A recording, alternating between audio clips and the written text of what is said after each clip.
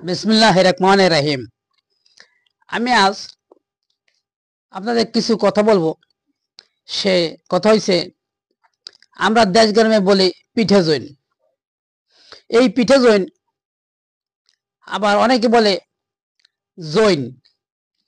এই জৈন আমাদের শরীরের জন্য অনেক উপকার। এই জৈন আমরা যদি কেউ পেট ফাঁপা দেয়, পেটে গন্ডগোল দেখা দেয়, পেটের যে কোনো সমস্যাই হোক, এই জৈন যদি আপনি